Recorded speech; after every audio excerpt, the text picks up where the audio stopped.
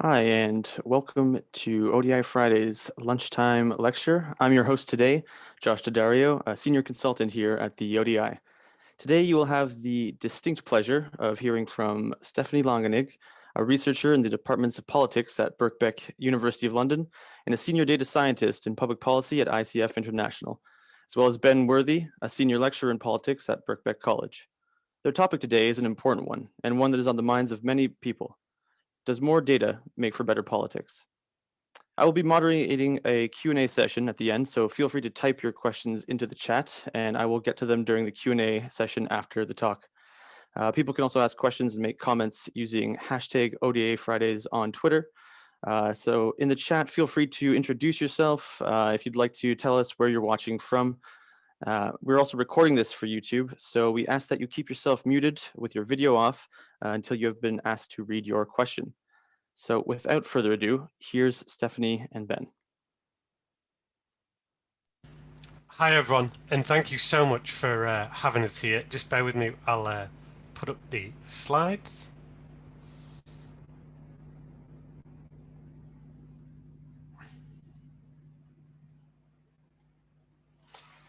Okay, so thanks for asking us here for the lunchtime lecture. Myself and Stephanie have been working on this Leverhulme Trust funded project for the past year and a half, and it concerns the way in which people are using new data and new platforms to monitor and watch what people in Parliament are doing. So we thought we'd cut to the kind of central question of the whole project, which is, does more data make for better democracy? We still have some time to run on the project, so any thoughts, ideas, or even criticisms that you have would be very, very welcome. In addition to that, I've posted into the chat a survey. So if anybody has actually used Parliament data, it would be wonderful if you could fill it out. So just to explain where we're coming from, there's a body of theory around democracy that argues that democracy itself is changing. It's moving away from the old ideas of elections and kind of periodic occasional interest by the public and representation to this label that's been bandied around as monetary democracy. This is the idea that new technology means that different groups and people can continuously watch what politicians are doing all of the time. Now, there's a debate as to whether this is a good and a bad thing, of course. On the one hand, it makes politicians more accountable. It could also make them possibly behave better if they know they're being watched. But on the other hand, it could cause muckraking, distrust, and kind of unfairness in terms of how it's covered. So in this presentation, I want us to talk to three sort of questions. What data sources are there? And the implicit hidden question there, what data sources are there not? Who is using them? Because this is crucial. And then what impact it's having. So I'm going to talk to these first two questions, and then I'm going to hand over to Stephanie, just to give you some sense of how we're finding this out. We're using a whole range of methods, and I'm happy to talk about these afterwards. We're using interviews, analysis of both media and social media, a series of case studies, a survey of people who've used the data, as well as some living labs and experiments.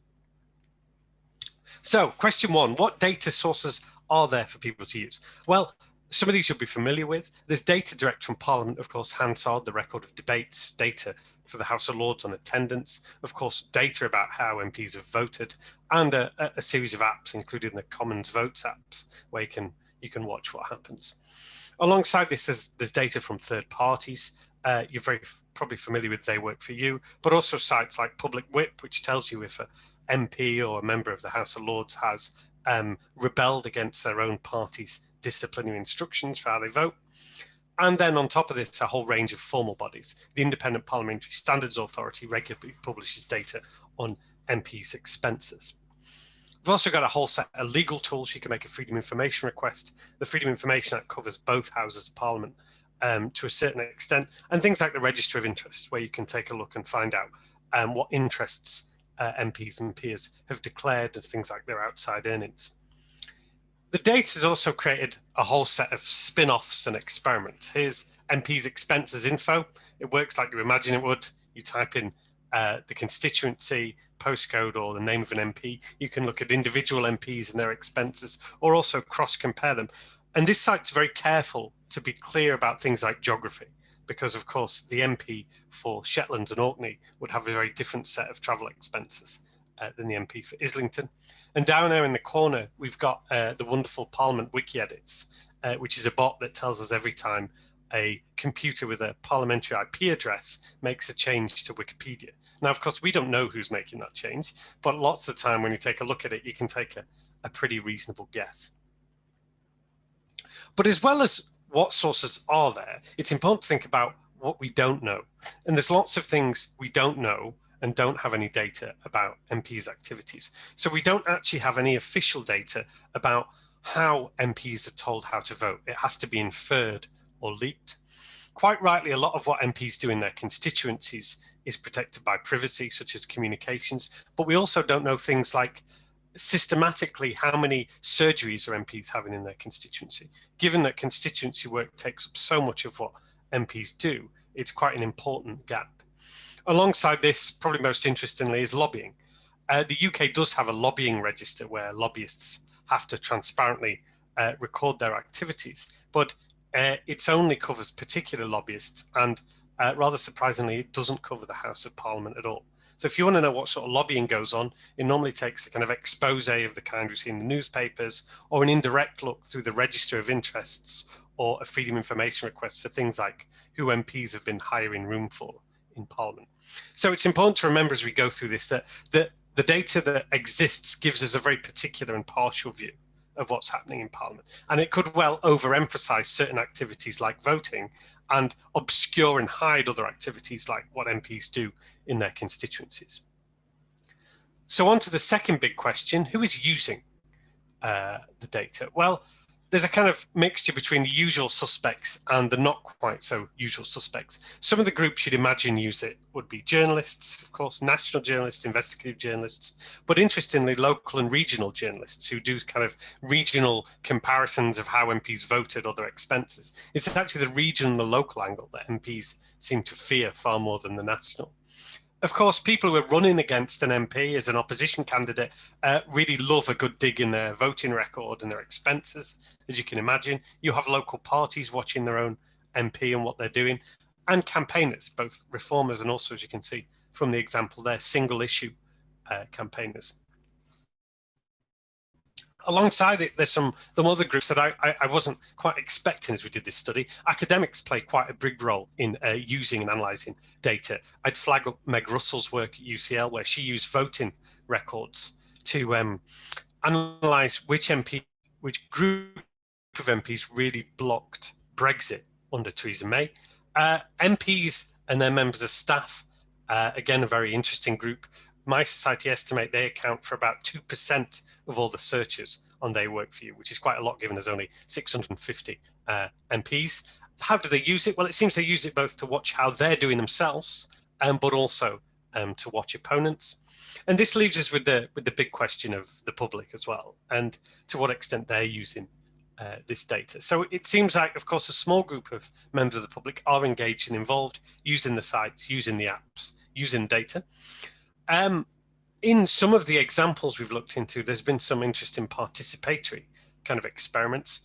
Just after the MPs Expenses scandal, The Guardian created this platform where members of the public were encouraged to do their own searches to see if they could flag up anything interesting or odd.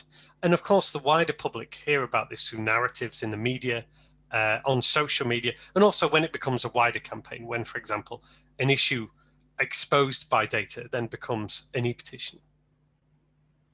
So just finally on the patterns of use, and then I'll hand over to Stephanie.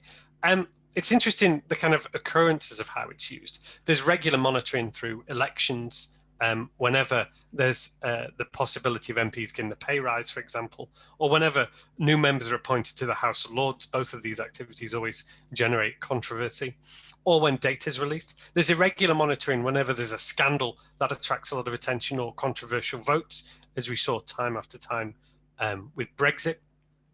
It's interesting that the data can be used to focus on one particular individual, to a local level, or to the whole institution. It can focus on groups, whether regional groups or focus on particular parties. It sometimes leads to outcries and sometimes leads to sort of direct accountability, but that's a little less often. And you won't be surprised to know that most of the monitoring focuses on the House of Commons and the elected part, with much less interest on the House of Lords. And with that, I shall hand over to Stephanie. Thanks, Ben.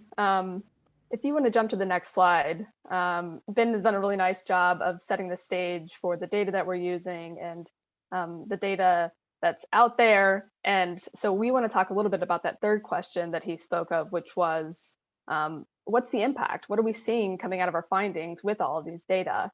And so I'll talk about that here. And I'll start with one of the most salient examples, which are the case of MPs expenses. Data played a really key role in this. And as I think most of you will probably know, there was a huge scandal in 2009 around MPs expenses and the way money was being spent. And for some context, essentially, the government didn't want to support MPs pay rises for a few reasons, some of them obvious. But what they did to get around this was they set up an additional cost allowance system so that MPs could get reimbursed and such for traveling to and from London. Over time, the lines became blurry about how those expenses were being allocated, what was being claimed, and essentially what happened was there was no enforcement mechanism put in place, and MPs, started getting away with claiming expenses for things they maybe shouldn't have. And so what happened, leading up to the scandal in 2009 was a chain of events, beginning with freedom of information requests, which drew in various regulators and legal bodies that got involved, and it ended with a leak to the press in which the creation of IPSA occurred, so this monetary institution to track what MPs were doing, basically, and a host of participatory tools came out of that. And so the scandal and the subsequent chain of events that occurred really highlighted the process and the impact of monitoring, and really showed that one triggering event can create just this monitory ecosystem in a lot of ways. And what we're seeing in our own research is that news media articles and Twitter data have a steady drip of this idea of MPs expenses that can be focused around one issue, but are also revelatory around scandals like Ben noted, and there's academic analysis. So there really has been some staying power with this. And so this led to a series of changes. The Recall Act in 2015 is one instance of that, but also it just led to greater monitoring. Like I said, just generally in the long term, it really showed how powerful and expansive monitory democracy can be. In terms of institutional change, there were a set of direct reforms, so IPSA is one of those, and indirect changes around select committees and recalls and e-petitions. In the short term, some MPs resigned and stepped down, and we've seen this shift in behavior in the way MPs are monitoring themselves or monitoring others. And so, one of the things we ask ourselves is, does the publication of this data mean it's no longer controversial? Well, Ian Kennedy, who's the former IPSA boss, would argue that publishing this data meant that it's not controversial anymore because it's out there in the open, which is at least partially true to a degree.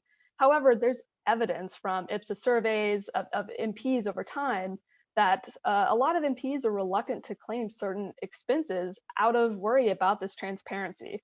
So there's certainly been an impact from the MPs expenses that we very much feel today in this monitory environment.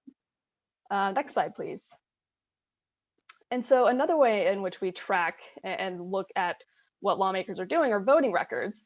And some of you may use these yourselves, and there's copious data around these, and it's really, really accessible. And so there are a few ways in which we use them, and the most prominent is to just better understand holding politicians to account, to see how they voted, to question or expose scandals or hypocrisy, for example, and also to use them as a shortcut or a benchmark for performance. And so they can be analyzed at the individual level, but also at the group or party level. And so this picture on the slide shows Keir Starmer's climate score as calculated by the UK Youth Climate Coalition website, which essentially tracks climate-related votes and whether MPs voted for or against or just abstained on a number of different climate-related issues. And what they do is they aggregate this score to create it for each lawmaker. So this is an example of using voting data for the individual level monitoring. Whereas something like Brexit is a really excellent example of monitoring at the group level or the partisan level, for example, where MPs were split in the case of leaving the EU. And we really saw this manifest with the Conservative Party in voting, and people were really plugged in and paying attention to that. And so one of the things we ask is, well, does it have an effect?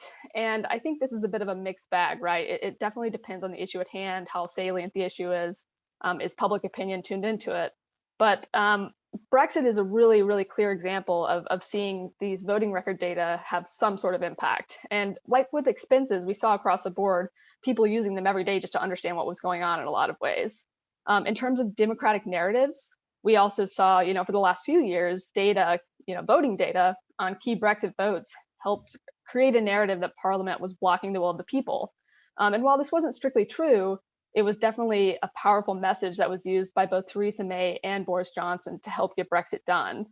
And then in terms of institutional change, we saw things like deselection become a reality, right? The Conservatives started, using their local parties to purge members who wanted to remain, and then the National Party stepped in and finished that up. And so those are very kind of tangible things we saw come out of this with voting records data. Next slide, please. So to continue this discussion of impacts, we also wanted to understand if MPs think it matter. And one of the ways we know that they think it does is because they complain about it. And so what you can see here on this slide is a letter addressed to Robert Largan, who's an MP from TheyWorkToYou. And he wrote them about how they were portraying his climate record on their website. And essentially what happened is a group of conservative MPs publicly complained not once, but twice about how their voting record was showing up. And this just shows that they're tuned in, they're watching these voting record data with a close eye sometimes. And the self-monitoring seems to hold these lawmakers to account. And just the idea of being watched makes them wary of their voting and their behavior, which is a really interesting finding. And so we've also seen this in our Twitter data that we've collected, and on high visibility issues in particular, lawmakers are coming out and they're justifying or apologizing even for their voting behavior because that data is out there and people are accessing it and calling them out on it. And so it's really interesting to watch that play out. These changes can trigger things when it comes to voting. And so, Ben showed the Sun Lazy MP list from 2013. And this was ultimately pulled and reviewed because it unfairly targeted female MPs. Lucy Powell is an example who made this top 10 list because she was caring for a newborn. But essentially, even though it had that negative side to it and the data didn't show everything that it possibly could have, it was taken out of context. It ultimately led to a greater push for the proxy voting reform in 2019. And so this kind of gets at the question of whether these data are overemphasizing votes and the importance. The Sun article is an instance of the voting records being taken out of context or not contextualized enough, or the narrative that's provided by the media, for example, making a mountain out of a molehill, so to speak. Next slide, please. So we wanted to see what MPs thought about this. And so we recently launched a short survey to try to gauge perceptions of these monitoring data and tools and sort of this new environment in which they're operating. YouGov completed this for us at the end of January, beginning of February. It's a representative sample of 101 lawmakers. I'm happy to talk about that methodology in the Q&A if you'd like, but the results were really interesting. And so the first question we asked was, what effect, if any, do you think websites such as these, so TheyWorkToYou, for example, have on how you work in your role as an MP? And as you'll see in these bar charts, MPs were more likely to think that websites such as TheyWorkToYou have a negative effect on their own work rather than a positive effect. And Labor MPs were more likely to have a positive view than negative, whereas conservative MPs were more likely to take a negative view. So that's really interesting. And if you'll go to the next slide, we asked another question. So what effect, if any, do you think that websites such as these have on the work of MPs in general? And respondents were slightly more positive on this question. However, the proportion taking a negative view still outnumbers that of the positive view. And again, Labor MPs were more positive about this space than were the conservative counterparts. And the S&P on both questions fell somewhere in between. We also gave MPs the opportunity to provide some additional commentary in the form of free text responses, and we received some good feedback there. And so for those MPs who had a positive view about the websites, they really praised the accountability and the transparency that they bring, whereas those who had negative views criticized them as biased and oversimplistic, which really jives with what we've seen on Twitter, in the letters that we just showed you from MPs and things like that. And there were also some regional and cohort and gender differences that I'm happy to discuss as well in the Q&A if we have some time. All right, next slide. So the final piece that I want to talk about is the House of Lords, and Ben touched on this a little bit earlier, But we combined a lot of our different things here and walked away with a few primary findings. And so the Lords is different because there's no real democratic connection in the way that we think of it because of this hereditary component. All the things that are related to the House of Lords get caught up in questions of reform and change. And so things that are relatively minor in scope or are only being watched by savvy consumers of parliament like us, like appointments and expenses and hereditary by-elections, for example, are symbolic of how the House of Lords is kind of what we like to call self-perpetuating existential crisis. And it feeds into these bigger issues around democracy and gender and representation, because a lot of people don't really understand what these things mean. All they know is, it's outdated, it doesn't make sense to us, and they don't look like us. And so there's a focus on controversy around these issues. And we've seen this playing out in the media coding that we've done and some of the case studies that we've done, where the discussion is squarely focused on reform and legitimacy. Is it a legitimate institution? And we found that people aren't really, up in arms about the procedures that are happening and the data around that, but rather they simply see the entire institution, like I said, is archaic and out of touch. And oftentimes they're calling for its complete abolishment. And so even if they get a glimpse of the data, they're more upset about the idea that it needs to be reformed, removed, or it doesn't make sense. And we've also done some analysis on participation and on expenses. And so even though the House of Lords gets a bad rap, what we found in our preliminary analysis using data both from Parliament and data that we had to request from the External Comms Office is that maybe, it's not as bad as we thought. There was this narrative in the media about, Lords, claiming more in expenses during COVID or not showing up as much. And we don't see that in the data that we're using. And so the big takeaway is that the data aren't always as they seem, particularly as they pertain to the House of Lords. So next slide, please. Just to kind of wrap up, does more data make for better democracy, to kind of bring this all back together? So data-driven democracy does definitely have its positive. We're certainly more informed about what's being done directly or indirectly. We are inundated with information. It's at our fingertips. It's at the click of a button, which is a really amazing thing. And even if we can't find what we need the first time around, oftentimes with a little bit more digging, we find what we need, which is great. It's created benchmarks for performance that we can use to hold lawmakers to account, and it gives us shortcuts to better understand political activity.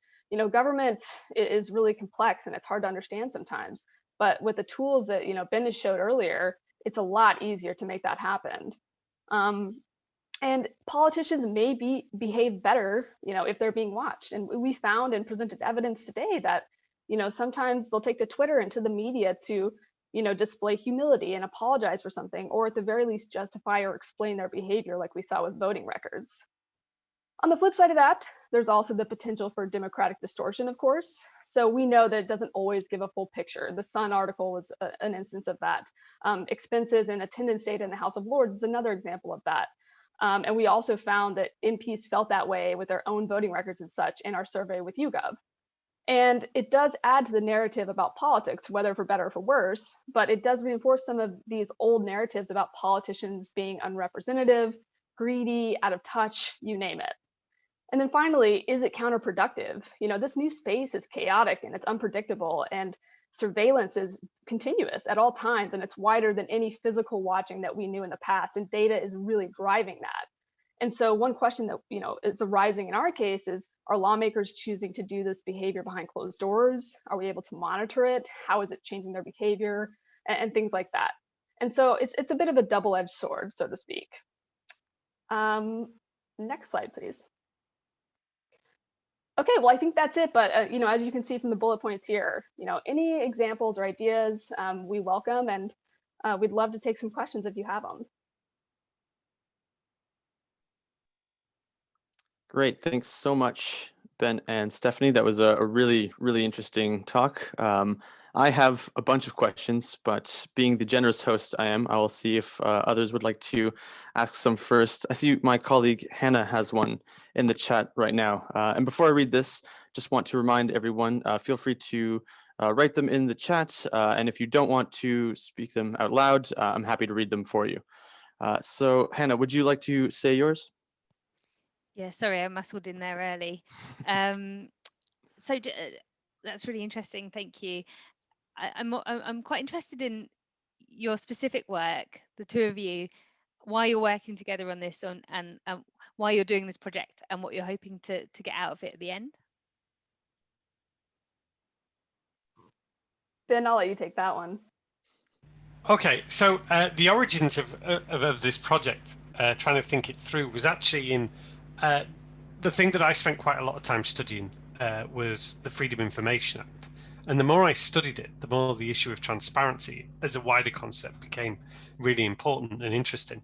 And the problem was that freedom of information looks quite old compared with some of the newer things that are happening. And that got me interested in what these other sources of data and these other kind of online portals are doing. There's a lot of talk about what they're doing, but there hasn't been that much kind of academic research trying to pin down what exactly is the kind of causes and effects here of what's happening.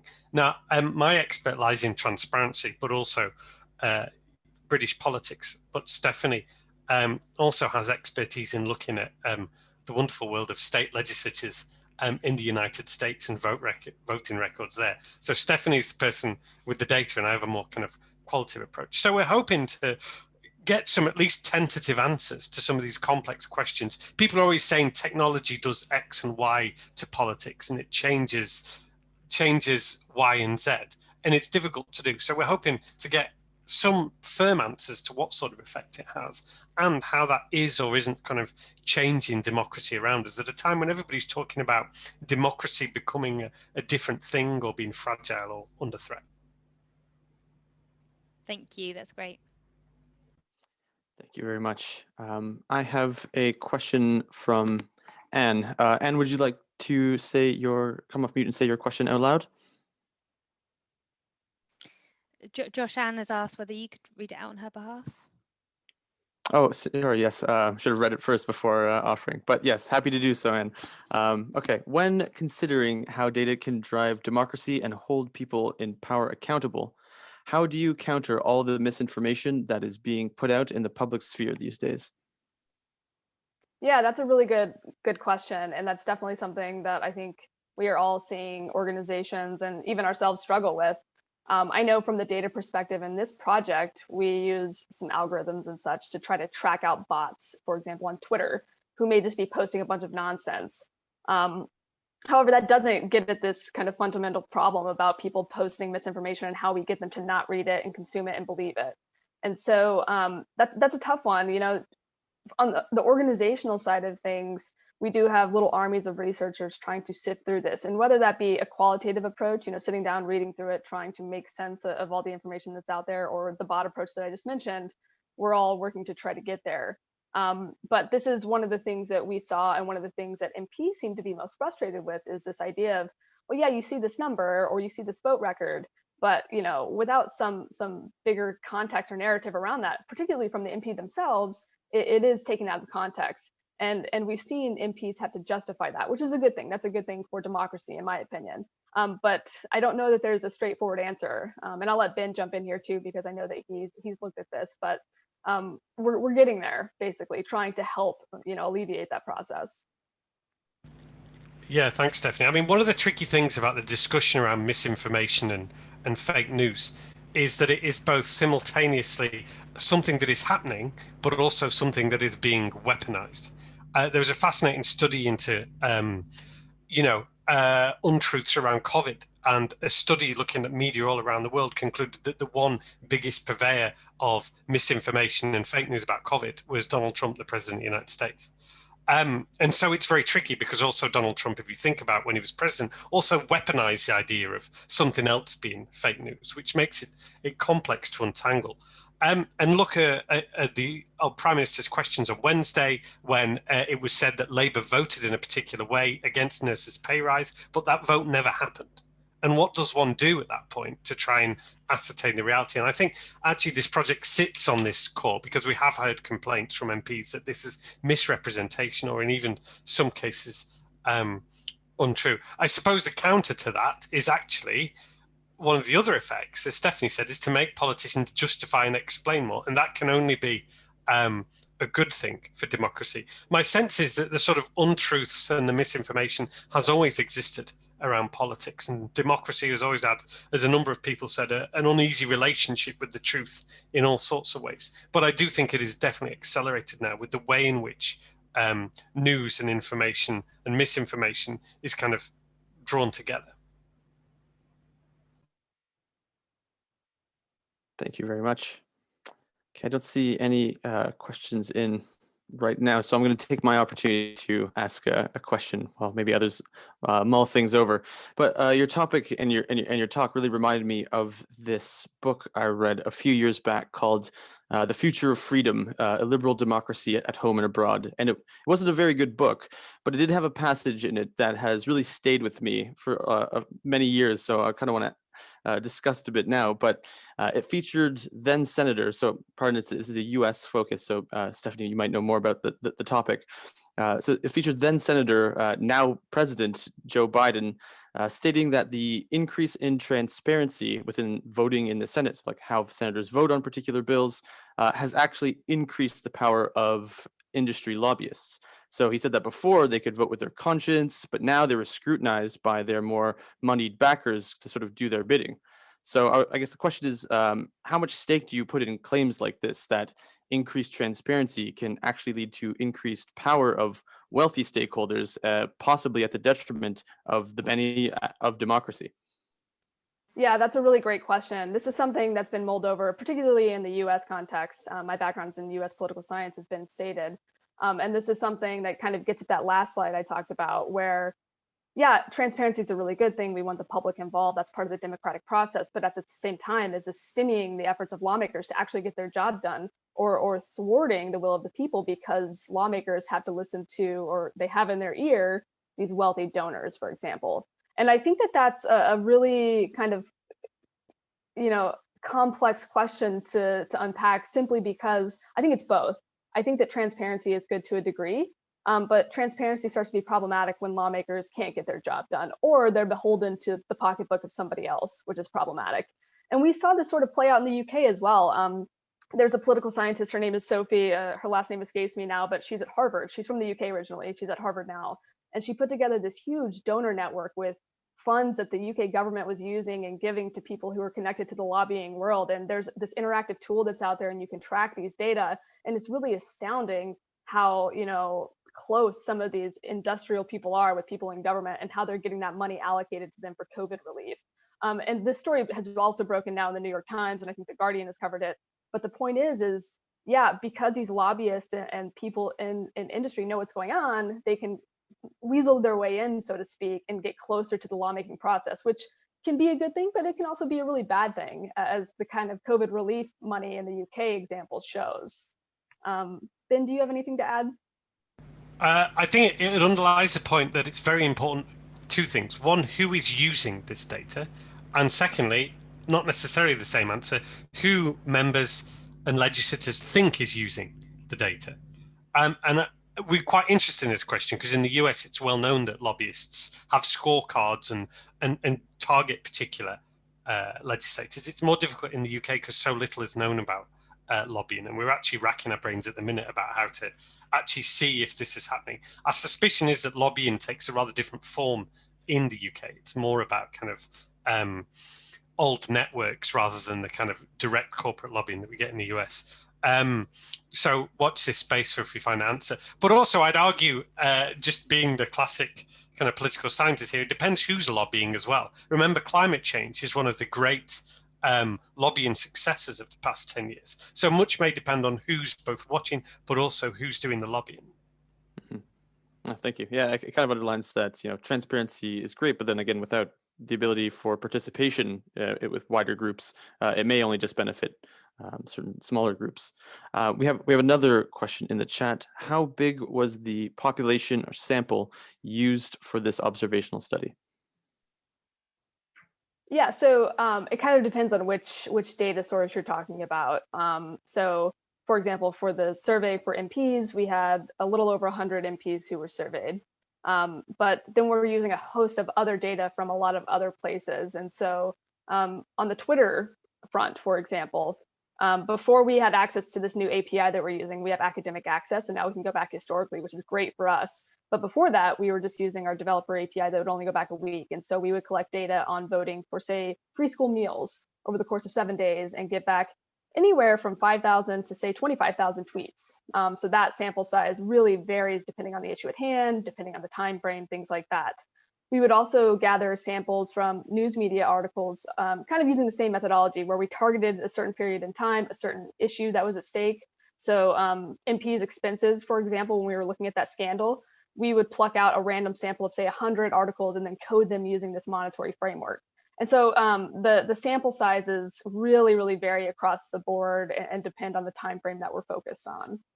And if that doesn't answer your question, please feel free to ask me some more. Great, thanks. I have another kind of follow-up question to what was mentioned before. You were pointing out sort of who is using this data and why. Kind of want to spin the question on you and ask who isn't using the data that maybe should. That's a good question. I mean,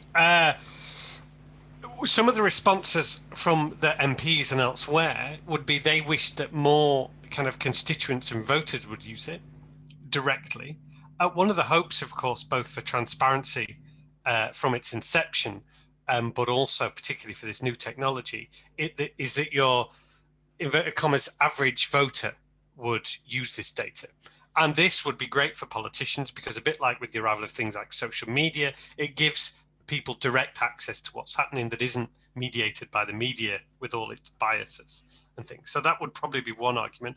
But of course, I'd always say, you know, a bit like with freedom of information and lots of other transparency reforms, the politicians who push it hope that there's some imaginary, objective, rational user who's going to look at it in a clear, objective fashion.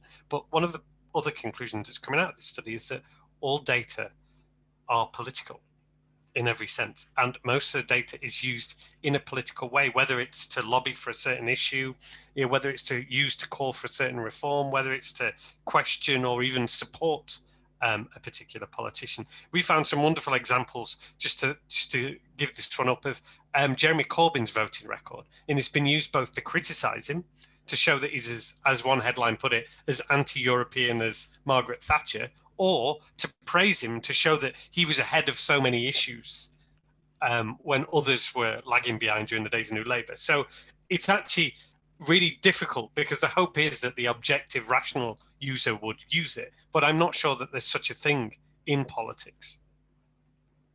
And can I also add, Ben, I think that's exactly right, that I would think lawmakers should also be using these data. They should be engaged in this self-monitoring. And we've found evidence of that. It's a little bit harder to suss out whether that's happening, to get that out of them, right? They hate to admit that they're out there combing through these data themselves, particularly because oftentimes it means they're trying to justify something they've done. But I do think that lawmakers could definitely use this to their advantage and maybe get ahead of constituent questions or things like that. And that would be really, really good from a democratic perspective, at least.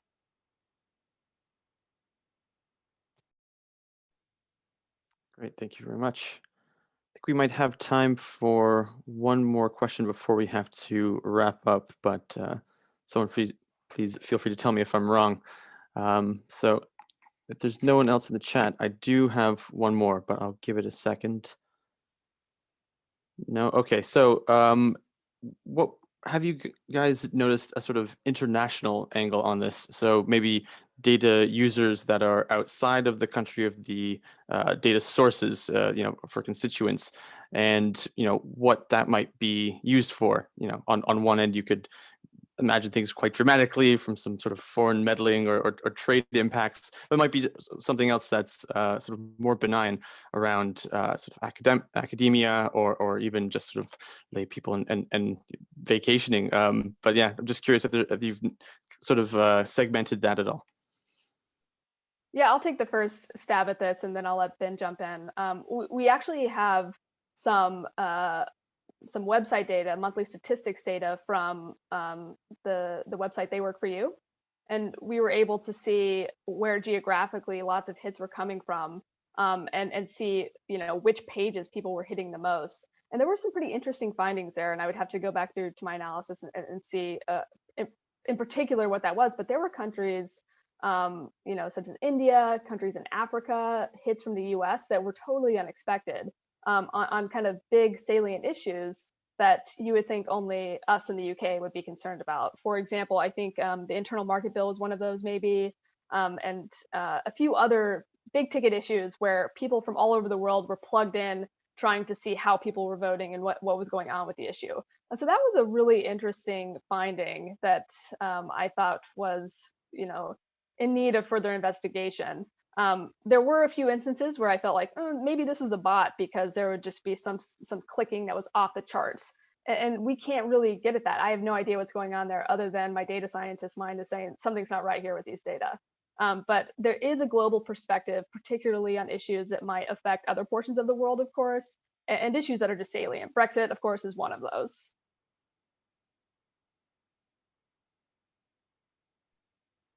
Ben, would you like to come in on that at all, or?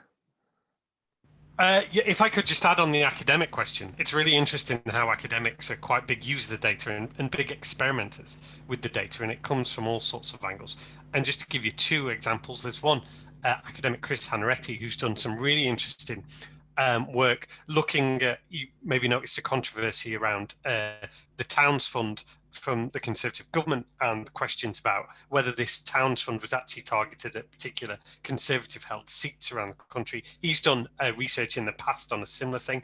And somebody else, around the time that Brexit was looking really, really sticky and difficult for Boris Johnson, there was a claim that Boris Johnson was going to create a mass of pro-Brexit members of the House of Lords and force them all to go in the House of Lords and make them vote in favour of Brexit if the House of Lords ever blocked it. This wasn't going to happen, but this is what was being discussed. And one enterprising academic calculated quite how many members of the House of Lords he'd need to make to swing the vote. And he calculated, I think it would be about 700 or so new members of the House of Lords. So doing all sorts of interesting things with it. And I think it's people all around the world just seeing the data and thinking, here's something very interesting I can do. Great, thanks. And we have one audience question. So Katisha, if you would like to unmute and say your question, go ahead.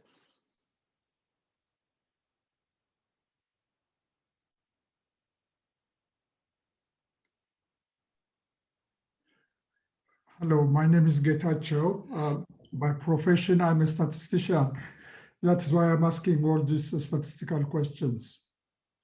Well, the observational study is quite interesting, but have you looked at the different groups, male, female, or ethnic group, with respect to the different responses that you've got? I would have actually looked at association, if there is any association between gender and particular response. So that would have been very interesting. I don't know, we might have looked at it, but the observational study that you have presented here, I don't know, you might have used it for your own purpose, but as a statistician, I would have looked at the association, if there is any association between gender, ethnicity, and other factors. Thank you. Yeah, thank you for that question. I think that's an excellent idea, and that's something that we're working on right now. For example, the YouGov survey. There are certainly differences between genders, and we only have the top level numbers right now. We don't have the raw data. But from the top level, we are seeing a split among females and males. For example, on that first question, females were more negative about how sites like TheyWorkToYou impact their day-to-day, whereas generally they think that it's better for MPs. And men actually had a more negative perception of that. We've not run t-tests. We've not done any sort of regression analysis or anything like that. But that's something that we can certainly do and certainly talk about, because I do think you're right. There is an association between these demographic variables and what that outcome of interest may be. One thing that we run into that's kind of hard with our other data, so the Twitter data, the media coding data, things like that, is that we don't have that demographic information. Very rarely do we know when a male or a female is tweeting about these issues, and if we do, we are kind of making a guess or a judgment call on our behalf about whether they are male or female. So that gets a little bit stickier. But on the survey results, at least, I think you're absolutely right. Accounting for some of these demographics and making sure we're looking at associations, so the correlations between them, and or accounting for those group differences is essential. So that's kind of where we are with that. If I could just add something there. One thing to emphasize is thinking about from the user's perspective, how hard it is to get much information about who are using these things. Some of it's by inference, some of it's by mentions, but it's actually one of the reasons we're doing a survey is to try and find this out. We found that in the past, when you look at kind of similar tools like Freedom Information and other studies of participation, in terms of who are using it, there is always a pretty pronounced gender gap, and the average user, it has exactly the kind of same identity traits as the people who turn up for local government meetings and things like that, with the same biases, which is a serious problem and a serious issue that I think quite a few regulators and other bodies are aware of. If you flip it over and think about gender and those who are being watched, the MPs and peers, again, evidence from elsewhere shows us that there is a pretty severe bias. During the MPs expenses, female MPs were more likely to be questioned about their expenses and more likely to step down. I suppose there are positive stories here, though, because as we saw from when Stephanie was talking about when there was this supposed list of lazy MPs published, actually the long-term consequences of that was to create the proxy voting system for MPs who were either on maternity leave or had got very young children. So there was a positive outcome of that, which in turn would have positive outcomes for how people think about people who identify as female who are politicians. So good things can come from, but there's gender bias both in use, we suspect, and definitely gender bias in terms of coverage. Thank you very much. So I've been told we have more time for questions, which is great. This one is from Matt Whitby. How much of this data has good forecasting power? Yeah, thanks, Matt. That's an excellent question. I guess a question back to you perhaps is what we would be forecasting. That would definitely play a role and you know, kind of my answer there. We've not done any forecasting, to be quite honest, with these data right now. It's been very exploratory in nature and qualitative on a lot of fronts. So we've not employed those methods, but that's something we certainly can look into. I'm also not familiar with the Good Judgment Project, so I've jotted a note down on that. And yeah, so Get-A-Chew's point here is that with the data we have, we might have limited forecasting power. Sorry to jump back. But on the Good Judgment Project, that's something I'll look into. And I don't know, Ben, if you had anything to add to that. Yeah, I mean, one of the things about this study is there's so many mixed methods all combined together that I wouldn't have much confidence that it's forecasting. What we'd hope to be able to do is say into the future, you can see that these sorts of trends in terms of how it's being used, it's likely to surge and develop interest around this issue and that issue. But I wouldn't say beyond that anything any more rigorous. And anyone who knows me would also say that as a teacher of British politics, I think I've predicted almost every single election and referendum since about 2005 wrongly. So I don't have much confidence in the judgment there, and particularly with British politics in such a state of flux. But it would be interesting, and I am familiar with the Good Judgment Project, which is a kind of crowdsourced project, isn't it? Developed by people in the US who crowdsource ideas around elections and significant events. So it is very interesting.